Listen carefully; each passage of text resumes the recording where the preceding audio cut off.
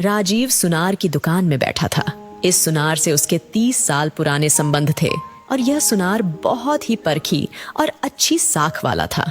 सुनार अभी दुकान पर नहीं पहुंचा था, इसलिए प्रतीक्षा करना ही उसे वाजिब लगा। वह सुनार के पास एक हीरे की अंगूठी गिरवी रखना चाहता था, जो उसके प्यार की अंगूठी थी। उसने जेब में रखी अंगूठी को अंगुलियों से छुआ तो मानो सोनिया उसके सामने आकर खड़ी हो गई हो। एक दिन था कि जब वह सोचता था कि यदि उसे सोनिया के बिना रहना पड़ गया तो वह जी नहीं सकेगा। सोनिया के बिना जी पाने की कोई संभावना नहीं थी। समय के साथ वे अलग हो गए, लेकिन ताज्जुब और हंसी की बात कि ऐसा कुछ नहीं हुआ। सोनिया के मम्मी पापा नहीं चाहते थे कि वह उसके नजदीक रहे, लेकिन दोनों तरफ थी आग बराबर लगी हुई। सोनिया के साथ उसकी नजदीकियां बढ़ती चली गई और उसके मम्मी पापा ने उससे पीछा छुड़ाने के लिए उसका रिश्ता तय कर दिया। विरोध का साहस न सोनिया में था और न ही उसमें। दिन बीते और सोनिया की शादी का दिन आ गया। अब मानो वह सोकर जागा, बिन बुलाए शादी में शामिल हुआ और उस कमरे तक पहुंच गया जहां सोनिया को सजाया जा रहा था। संयोग से उस समय कमरे में और कोई नहीं था।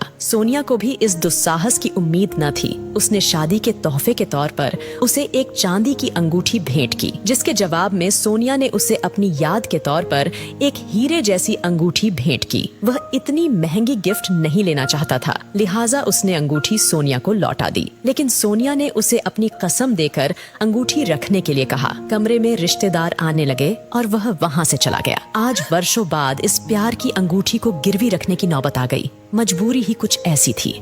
सारी घटनाएं किसी फ्लैशबैक की तरह आंखों के सामने से गुजरती चली जा रही थी।